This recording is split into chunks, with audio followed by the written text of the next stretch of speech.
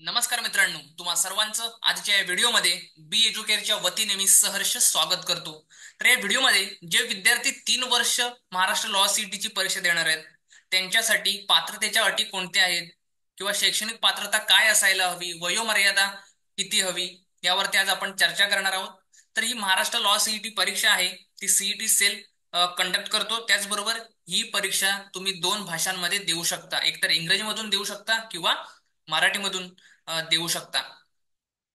तर या परीक्षेसाठी पात्रता आणि अटी काय आहेत, म्हणजेच एलिजिबिलिटी क्रायटेरिया काय आहे, यावरती चर्चा करूया. पहिला आहे क्वालिफिकेशन, म्हणजेच शैक्षणिक पात्रता. महत्वाचं म्हणजे विद्यार्थी हा ग्रॅज्युएट असला पाहिजे. त्या ग्रॅज्युएशन मध्ये त्याला 45% जनरल आणि ईडब्ल्यूएस कॅटेगरी मधून असेल तर असायला हवे. त्याचबरोबर 42% व्हीजेएनटी एसबीसी ओबीसी मधून असेल तर असायला पाहिजेत. त्याचबरोबर 40% हे एससी आणि एसटी कॅटेगरी मधून असेल तर असायला हवेत.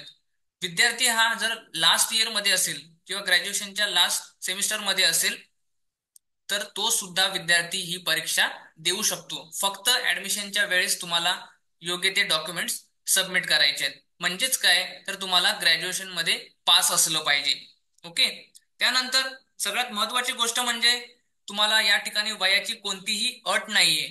जे विद्यार्थी महाराष्ट्राच्या बाहेरून असतील तर ते सुद्धा विद्यार्थी परीक्षा देऊ शकतात, आणि जे विद्यार्थी महाराष्ट्रामध्ये आहेत ते सुद्धा विद्यार्थी ही परीक्षा देऊ शकतात. तर मित्रांनो, तुम्हाला या परीक्षेच्या अटी आणि पात्रता काय असायला हवी समजलंच असेल. जर कोणत्याही शंका असतील तर तुम्ही कमेंट बॉक्समध्ये विचारू शकता. ओके.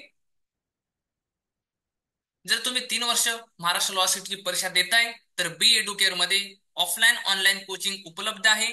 त्याचबरोबर व्हिडिओ रेकॉर्डेड लेक्चर्स सुद्धा उपलब्ध आहेत.